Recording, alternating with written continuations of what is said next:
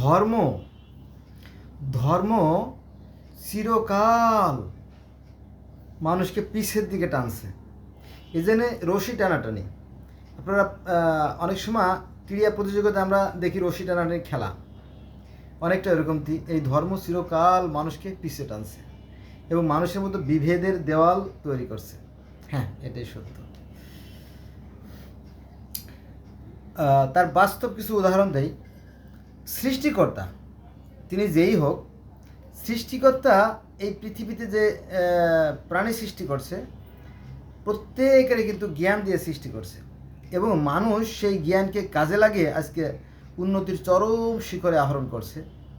হ্যাঁ, চারিদিকে যত উন্নতি অগ্রগতি সব কিছুর মূলে এই জ্ঞান।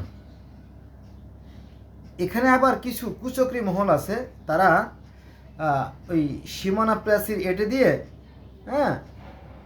স্রোতের যে প্রবাহ সেটাকে বন্ধ করে দেওয়ার চেষ্টা করে, আর তারাই হলো ধার্মিক। ধর্ম বলতে যেটা বোঝায় সেটা হচ্ছে যে, যেমন আগুনের ধর্ম জ্বালিয়ে দেয়া, পানির ধর্ম নিভিয়ে দেয়া,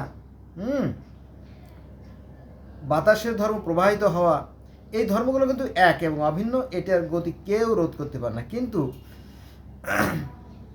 এর ভিতরে কিছু মানে কুচক্রী মহল আছে যারা সমস্যা সৃষ্টি করে।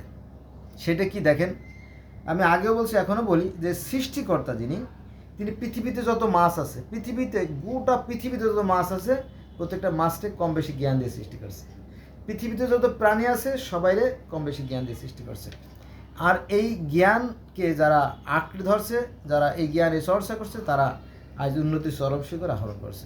আপনারা জানেন সেই যে স্যাটেলাইট থেকে শুরু করে, বিমান থেকে শুরু করে, ইন্টারনেট থেকে শুরু করে, টেলিভিশন, সব কিছু সৃষ্টির মূলে, ক্যামেরার সৃষ্টির মূলে ওই সেই জ্ঞান। আচ্ছা দেখেন যে এই যে গোটা পৃথিবীতে কারা কারা কত উন্নতি করছে তাদের একটা নামের তালিকা আমি এখন পূরণ করব। বিশ্ব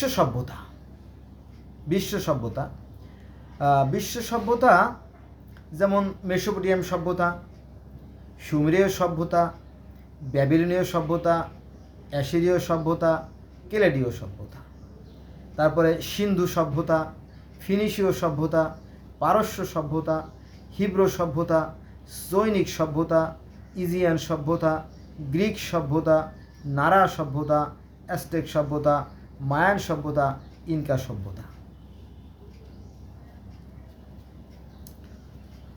সভ্যতার শেষ নাই। আর আমাদের এই আরব ভূখণ্ডের অসভ্যতার শেষ নাই। হ্যাঁ, দেখেন আজ থেকে 7,000-7,500 বছর আগে যখন মিশরীয়রা লিখন পদ্ধতির আবিষ্কার করে ফেলাইছে, কালি, কলম, দত সব আবিষ্কার করে ফেলাইছে, তখন আরবরা কি নিজেরা কুপাকুপি, খুনাখুনি, মারামারি নিয়ে ব্যস্ত। ওরা ছিল যাযাবর, ওরা ছিল বেদুইন। ওরা তখনও লেখাপড়ার কিছুই জানতো না। আপনারা জানেন তাই না, যে আজ থেকে 1400 বছর আগে তখনও কিন্তু তারা কি কোথায় লাগতো, ওই গাছের ছাল বাকলে, পাথরে, তাই না, এই ছিল তাদের অবস্থা। তারা পিছে ছিল, এখন তারা পিছে পড়ে আছে। ওরা ওখান থেকে বের হতে চায় না। ওরা কেন বের হতে চায় না? ওরা হলো নিশাচর প্রাণীর মতো, ওরা অন্ধকারে থাকতে ভালোবাসে। পাখিদের মধ্যে কিছু পাখি আছে দেখবেন যে ওরা রাতের বেলা ওরা বের হয়, দিনের বেলা ওরা বের হতে লজ্জা পায়, অনেকটা এরকম। আরবরা